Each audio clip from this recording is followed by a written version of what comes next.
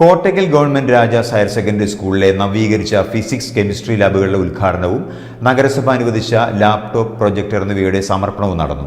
നഗരസഭാ chairperson doctor Haneesha പരിപാടി ഉദ്ഘാടനം ചെയ്തു. കോട്ടയ്ക്കൽ നഗരസഭാ ചെയർപേഴ്സൺ ഡോക്ടർ ഹനീഷ പരിപാടി ഉദ്ഘാടനം ചെയ്തു. വിദ്യാഭ്യാസ standing committee chairperson Paroli Ramla അധ്യക്ഷയായി. School retired principal PR Sujatha പദ്ധതി വിശദീകരിച്ചു.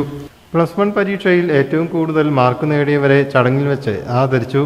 Ward councillor Sanila Praveen, PTA അധ്യക്ഷൻ സാജിദ് മങ്ങാട്ടിൽ, SMC ചെയർമാൻ അബ്ദുൾ റസാഖ് മൂർക്കത്ത്, ഹക്കീം, സത്യഭാമ, സൈഫുനീസ, മുജീബ് റഹ്മാൻ, സജിൽ കുമാർ എന്നിവർ ആശംസകൾ നേർന്നു. പ്രിൻസിപ്പൽ ഇൻചാർജ് KP മജീദ് സ്വാഗതം പറഞ്ഞു. ഹെഡ് മിസ്ട്രസ് PJ ബബിത നന്ദിയും പറഞ്ഞു. ലാബുകളുടെ നവീകരണത്തിനായി 15 ലക്ഷവും മാത്സ് ലാബിലേക്കുള്ള ലാപ്ടോപ്പ്, പ്രൊജക്ടർ എന്നിവയ്ക്കായി 17 ലക്ഷവുമാണ് നഗരസഭ വകയിരുത്തിയത്. ആർട്ട്കോയാണ് ലാബുകളുടെ നവീകരണം നടത്തിയത്. കെൽട്രോണാണ് സ്കൂളിനാവശ്യമായ ലാപ്ടോപ്പുകളും പ്രൊജക്ടറുകളും നൽകിയത്. News bureau, Kottakkal.